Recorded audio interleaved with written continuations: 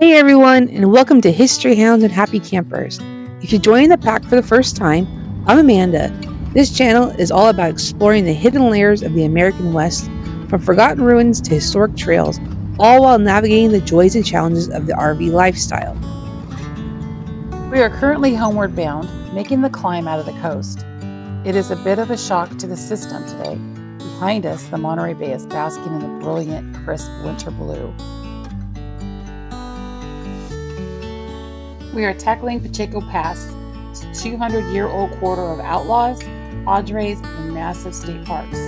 Today, we're doing an in-depth look at the history, the staggering statistics of the road, and how Lua is handling the whiteout. Mom, look to the left as we pass through the Bell Station area.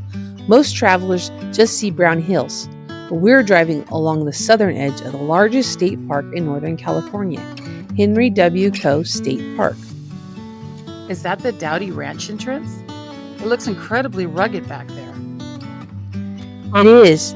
Henry Coe covers 87,000 acres. The entrance at Bell Station is the gateway to the Orist-Stimba Wilderness. It's a place that hasn't changed much since the 1800s. No paved roads, just miles of ridges and canyons. Monday, January, Martin Luther King Day. Traffic is light. It's midday.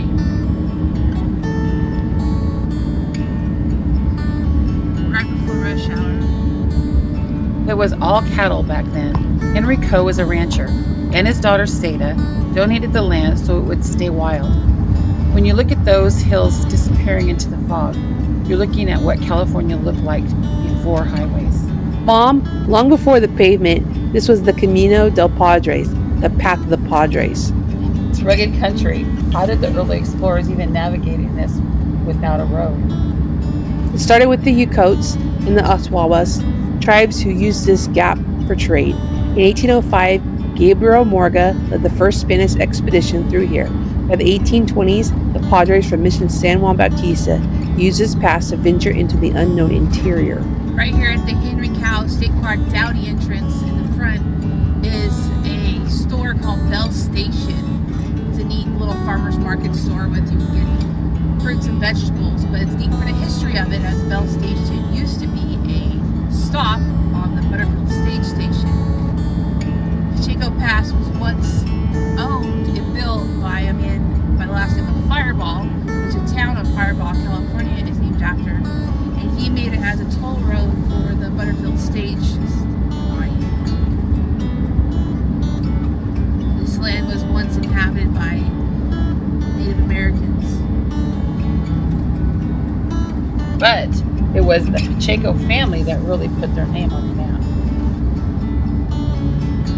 The 1776 De Anta expedition also came this way when they're setting the mission system up. And it's known as the Path of the Padres. Exactly. Francisco Perez Pacheco was granted the Rancho San Luis Gonzaga in 1843, but his son Andrew was the businessman. In 1850s, he built a 15-mile toll road. If you were a miner heading to the southern goldfields, you paid Pacheco for the privilege of dragging your wagon through these mountains.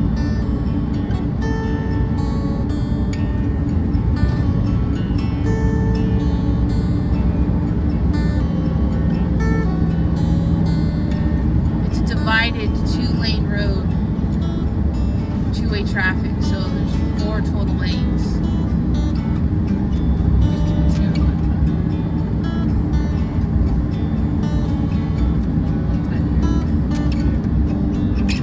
Crossing Pacheco Creek. Everything is green and the wildflowers are in bloom. The real owners of this pass in the 1800s weren't the Pachecos, they were the bandits. It's the perfect place for an ambush. Look at all those jagged rock outcroppings appearing and disappearing into the fog. We just left the ocean, 70 degrees, sun is shining, blue skies, and the valley is 54 degrees on the other side of the hill, and it's full of fog.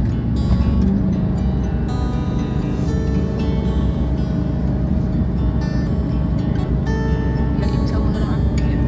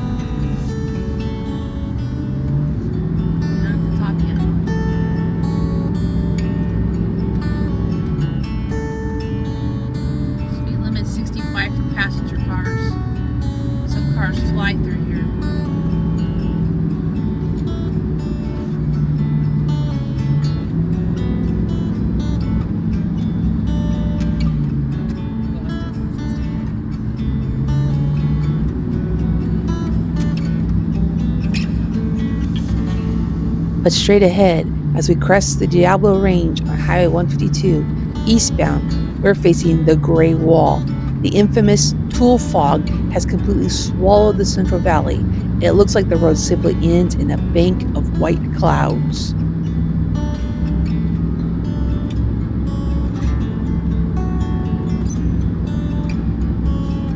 Major truck route connecting Interstate 5 and Highway 101.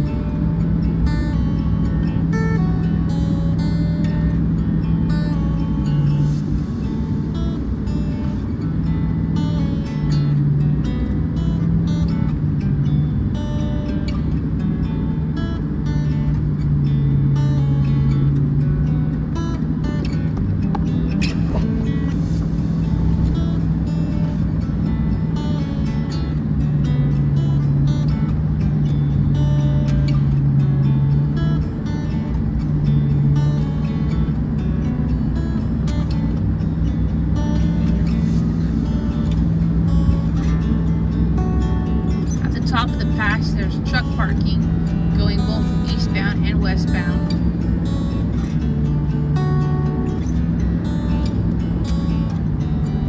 The exit for Dinosaur Point, the San Luis Reservoir, Pacheco State Park. Trucks can stop here and check their brakes.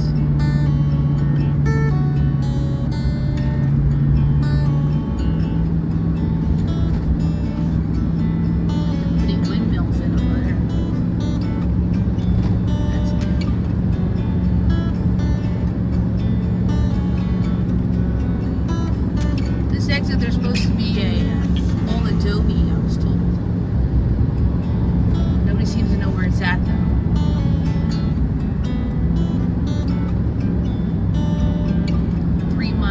Down the hill, start our descent.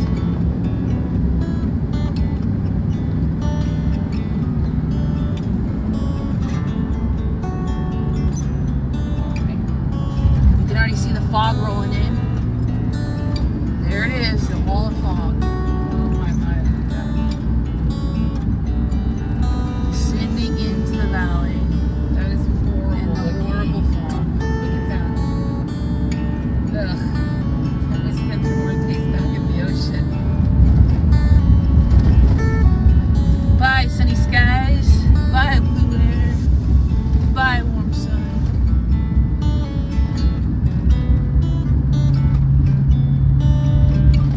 We're descending into the thickness of the Valley Tule fog.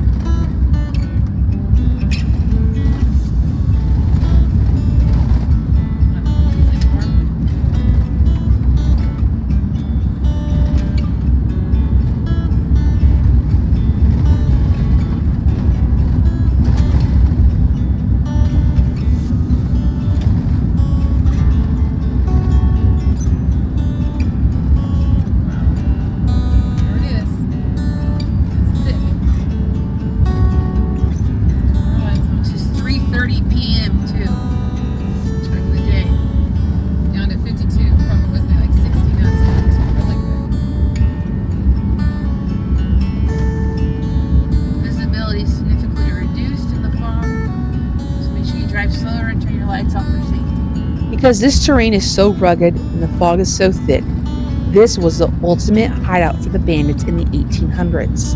The fog today is exactly what they would have wanted for a getaway. Absolutely.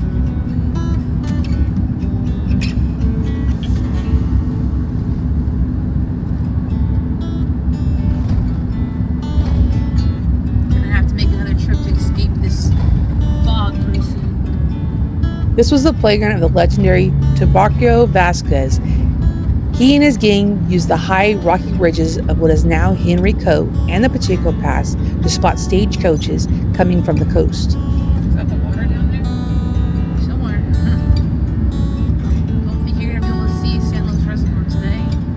Until we get a little closer. And wasn't walking Marietta part of the lore here too? Legend says they used the path of the Padres, the original trail through here, to strike a coach and then vanish into the white room of the Tule fog. There are still rumors of buried outlaw gold in the ravines near Bell Station. In this weather, you can almost see the ghosts watching from the rocks. You're doing fine. I'm just gonna just have a second. I just want to be safe. Get back in one piece. Just go around and just be down the road. There's an exit here for the Upper Cottonwood Creek Wildlife Area. Let's check in on our girl, Mom. How's Lua doing?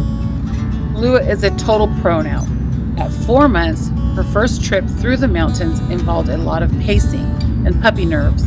Now, she's nearly 100 pounds of calm.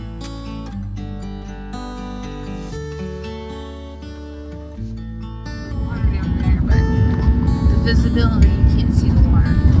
We're entering the San Luis Reservoir State Recreation Area.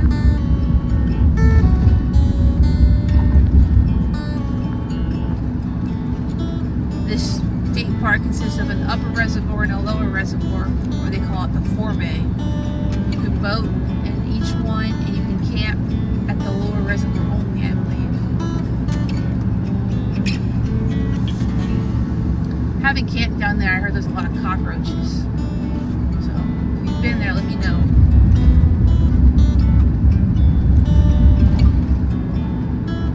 San Luis Reservoir is really popular for fishing. At all hours of the day and night, you'll see cars pull over and people down there with their lights on, fishing the shoreline. Most of this water gets sent down to Los Angeles for their drinking water.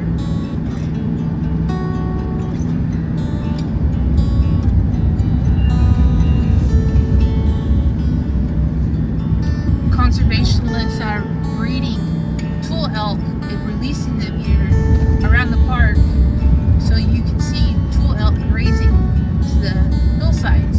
So it's fun to watch out and spot for those herds. Not as large as the Roseville elk, but they're pretty substantial in size. They're way bigger than a deer. She's peering out the window at the fog with that classic Pyrenees guardian expression.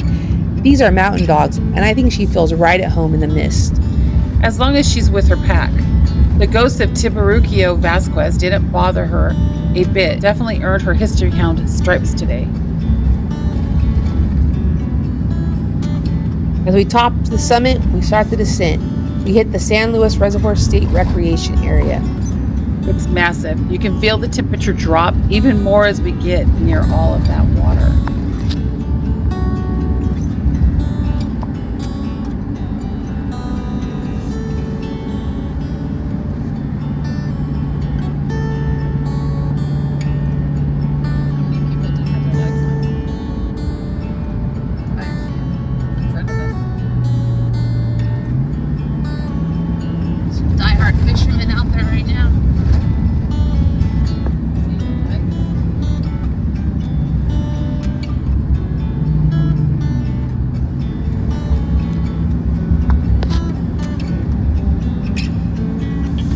Reservoir State Park does have a visitor center that you can stop at the viewpoint. Every time you stop there, it's been extremely windy. But it doesn't look like it's going to be windy there today. This is an engineering marvel. Part of the California State Water Project, it can hold over 2 million acre-feet of water. But for us, it's a bittersweet sight. Because the water covers the old world, right? Exactly. When they flooded this valley in the 60s, they submerged the original site of the Pacheco stopping station and parts of the old stagecoach road. The history of this pass is literally underwater now. Beneath the surface, the ghosts of the old toll road are still there. You see some of the water down there. Shoreline. The water line's higher right now because it's still winter. Usually the water is really low if you come by in the summer or the end of the fall. In about 10 miles, keep right to merge onto I-5 toward Los Angeles. They use the water for LA drinking water. Ship it to LA.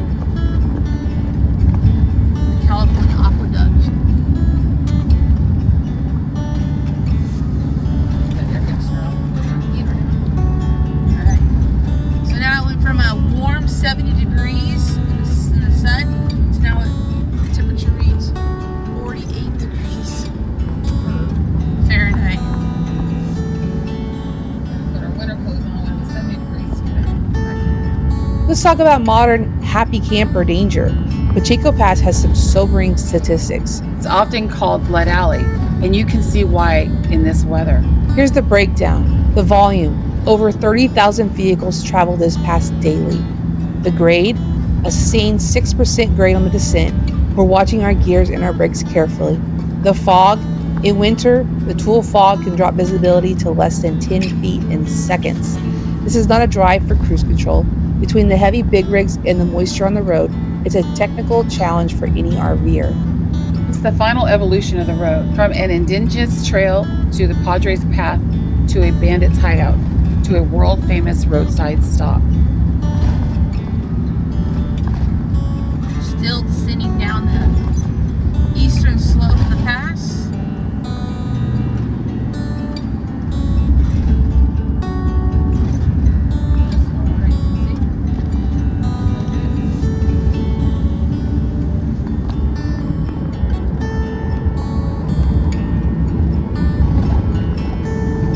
Very steep and rocky shoreline.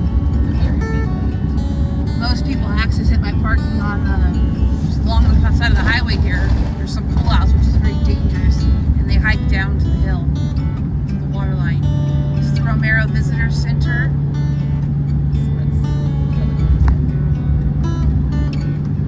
On a clear day, it's a really pretty overlook of the whole reservoir.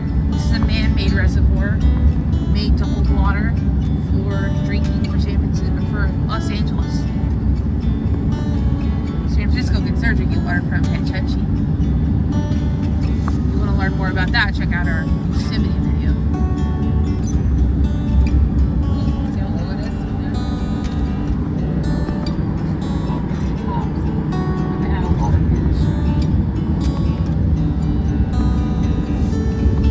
Here's the Romero Visitor Center exit. Access it eastbound and westbound. As the road levels out, we're officially in the soup. The blue skies of the coast are now just a memory. It was beautiful. Slightly eerie drive.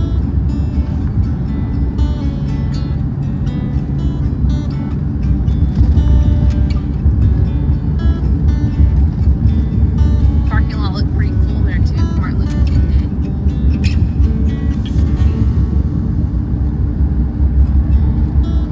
Free access to state parks in California.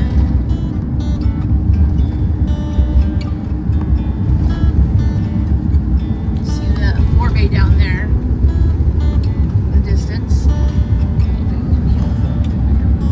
Yep, O'Neill forebay of the San Luis Reservoir. This is the dam. Normally you can see herds of Tule elk. They've been doing construction on this dam for quite a while now. And thank you to the pack for riding with us.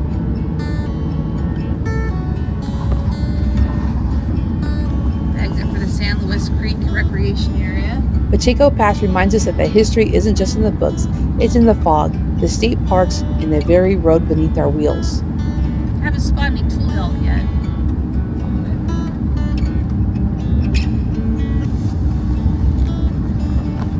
They like to hang out on this side, maybe we can see them.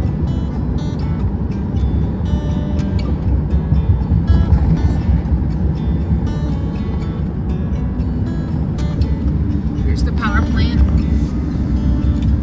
for the forebay. The forebay's there.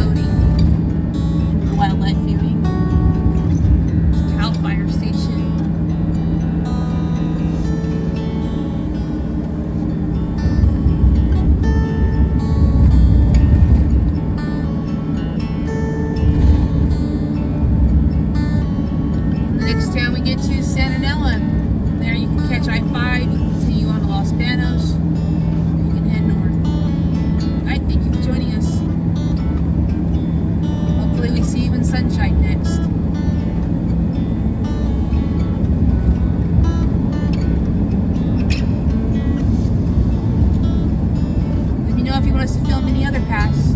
If you've ever hiked Henry Cove or braved the Tule Fog on 152, let us know in the comments. And don't forget to subscribe to History Hounds and Happy Campers. Keep your history deep and your trails happy, and we'll see you on the next ridge.